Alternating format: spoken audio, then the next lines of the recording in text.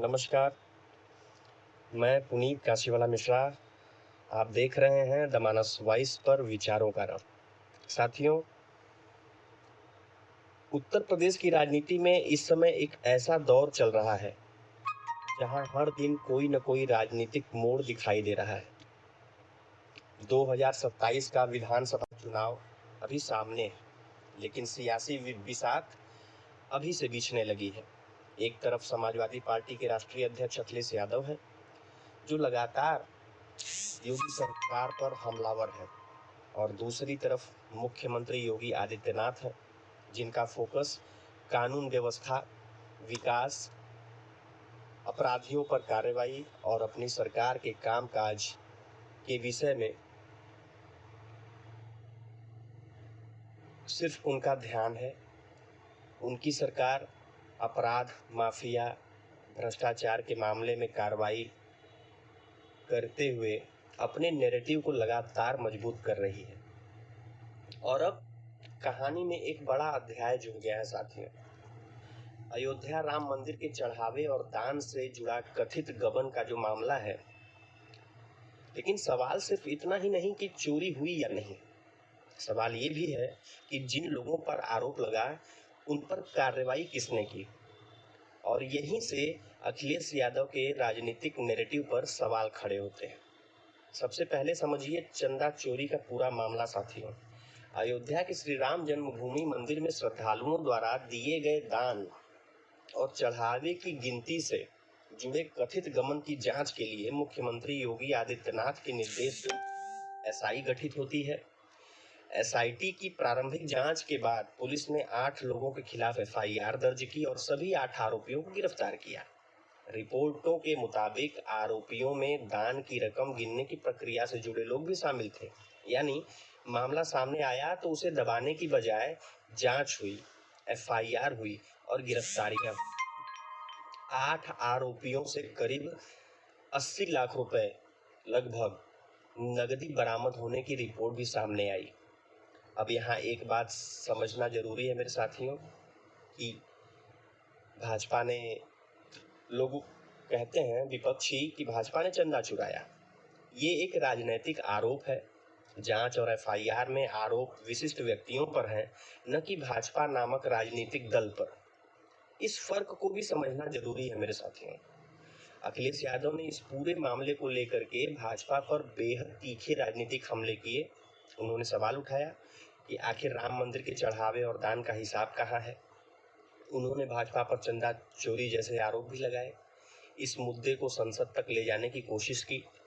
राजनीति में विपक्ष का सवाल पूछना बिल्कुल जायज है, लेकिन यहाँ असली सवाल ये है कि अगर सरकार ही जांच करा रही है, एफआईआर करा रही है और आरोपियों को गिरफ्तार कर रही है, तो फिर जांच पूरी होने से पहले राजनीतिक दल को कटघरे में खड़ा करना कहाँ तक और कितना उचित है, ये जनता के सोचने का विषय है।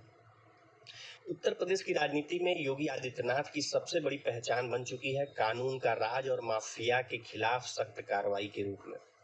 बुलडोजर केवल एक मशीन नहीं रहा, यह योगी सरकार के राजनीतिक नैरेटिव का प्रतीक बन चुका है मेरे साथियों।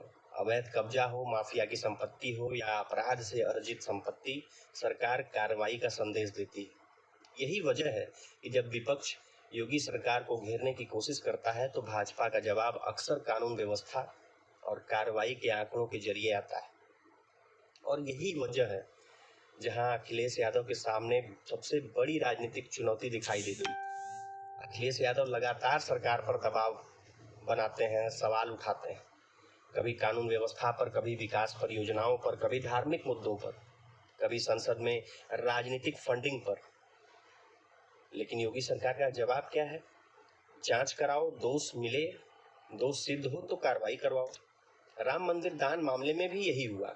एसआईटी बनी, जांच हुई, प्रारंभिक रिपोर्ट आई, एफआईआर दर्ज हुई, 8 गिरफ्तारियां हुई और बरामदगी भी हुई। अब आगे की सच्चाई अदालत, जांच एजेंसियां तय करेंगी, लेकिन राजनीतिक सवाल जरूर खड़ा होता है मेरे साथियों। अगर व्यवस्था में किसी स्तर पर चोरी या गड़बड़ी हुई तो क्या उसकी जांच नहीं होनी चाहिए? बिल्कुल होनी चाहिए। और अगर कोई निर्दोष है तो उसे जांच में भी निर्दोष साबित होने का पूरा अधिकार है। अखिलेश यादव के लिए असली राजनीतिक चुनौती है क्या? देखिए, उत्तर प्रदेश की राजनीति सिर्फ भाषणों से नहीं चलती है। जनता अपने अनुभव से वोट करती है।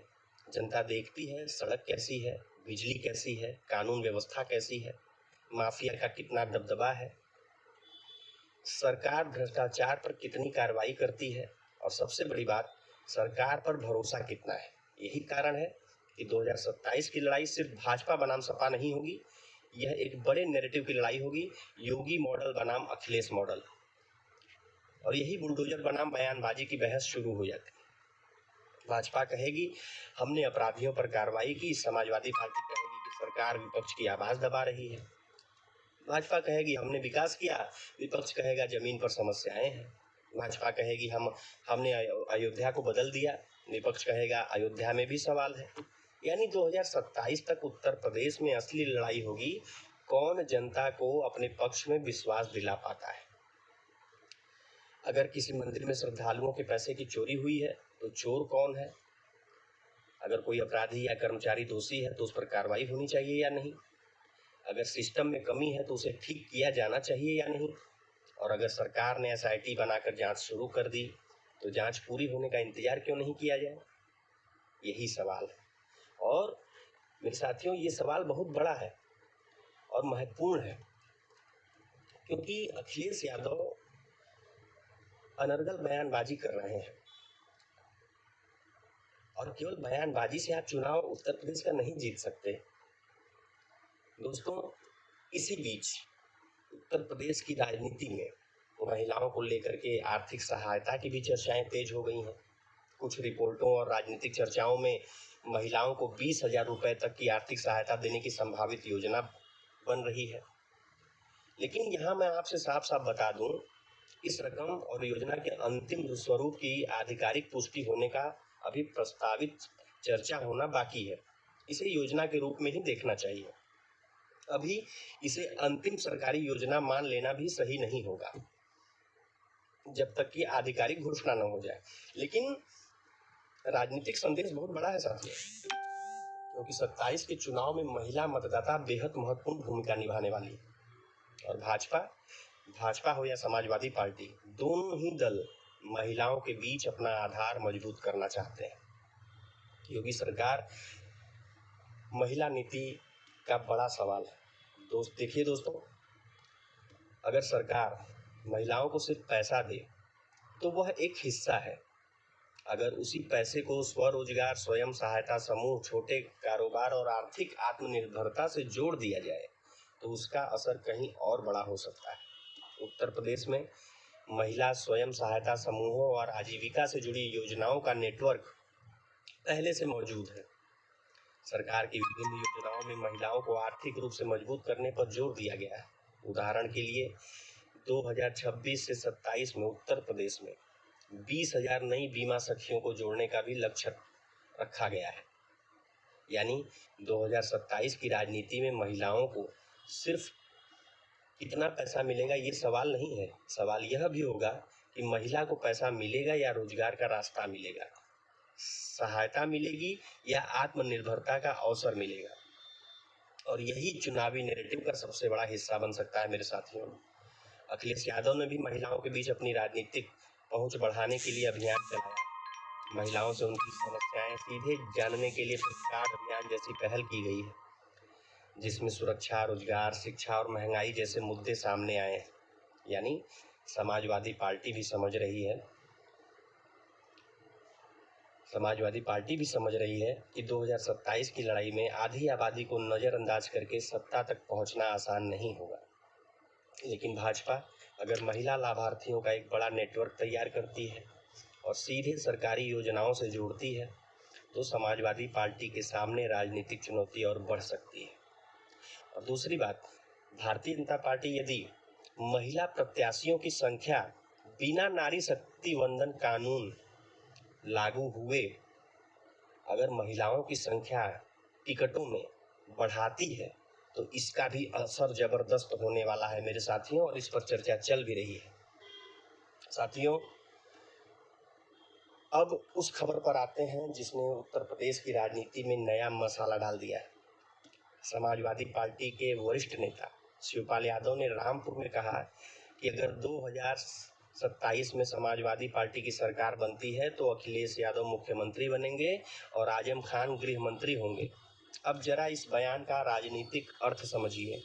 एक तरफ भाजपा लगातार कानून व्यवस्था को अपना बड़ा चुनावी मुद्दा बनाती है, दूसरी तरफ समाजवादी पार्टी के वरिष्ठ नेता आजम खान को भविष्य की सरकार में इतनी महत्वपूर्ण जिम्मेदारी देने की बात कर रहे हैं। तो भाजपा को हमला करने के लिए इससे बड़ा राजनीतिक मुद्दा और क्या चाहिए। आजम खान की भी कानूनी स्थिति समझ लीजिए। यहाँ भावनाओं से नहीं, तथ्यों से बात करना जरूरी है साथियों। 2026 में उपलब्ध रिपोर्टों के अनुसार आजम खान को 8 मामलों में अदालतों से दोषी सिद्ध हो चुका है। मई 2026 में भी एक मामले में उन्हें 2 साल की सजा सुनाई गई और जुर्माना लगाया गया। इसलिए यह कहना अधिक सही होगा कि आजम खान कई मामलों में दोष सिद्ध हो चुके हैं और वर्तमान में वे जेल में हैं। अब सवाल ये है कि अगर ऐसी कानूनी पृष्ठभूमि वाले नेता को गृह मंत्री बनाने की बात सामने आती है तो भाजपा इसे किस तरह इस्तेमाल करेगी। उत्तर प्रदेश में गृह विभाग सीधे कानून व्यवस्था और पुलिस प्रशासन से जुड़ा होता है, इसलिए भाजपा निश्चित तौर पर जनता से पूछेगी, क्या आप ऐसा राजनीतिक मॉडल चाहते हैं। और अब याद करिए 2013 का कुंभ। दोस्तों, 2013 में अखिलेश यादव उत्तर प्रदेश के मुख्यमंत्री थे। आजम खान कुंभ मेला आयोजन समिति के प्रभारी थे। इलाहाबाद रेलवे स्टेशन पर भगदड़ की घटना में 36 लोगों की मृत्यु हुई थी। इसके बाद आजम खान ने कुंभ मेला प्रभारी के पद से नैतिक जिम्मेदारी लेते हुए इस्तीफा दिया था।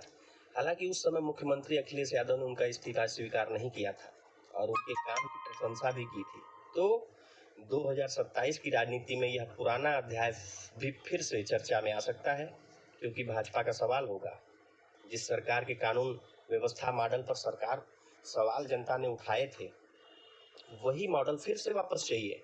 और समाजवादी पार्टी का क्या जवाब होगा, उस दौर को अलग संदर्भ में देखना चाहिए।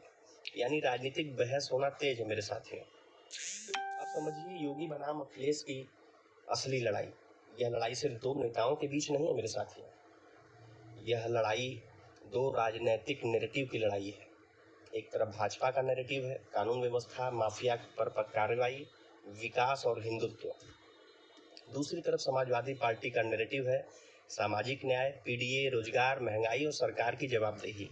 अब जनता तय करेगी कौन सा नैरेटिव ज़्यादा प्रभावी है। 2024 ने भाजपा को क्या सिखाया।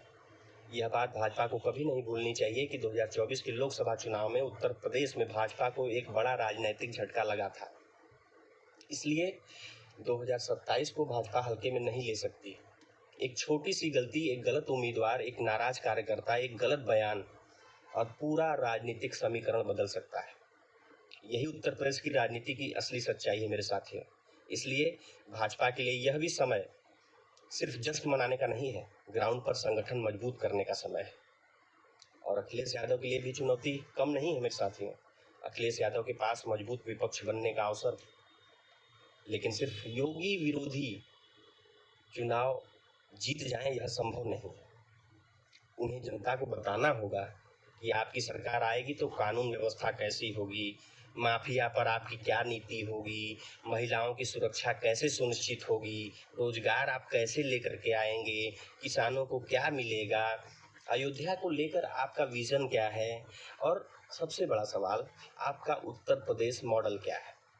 हालांकि जनता ने आपकी सरकार को देखा है, फिर भी आपको ये बताना चाहिए जनता को कि क्या करना है आपको।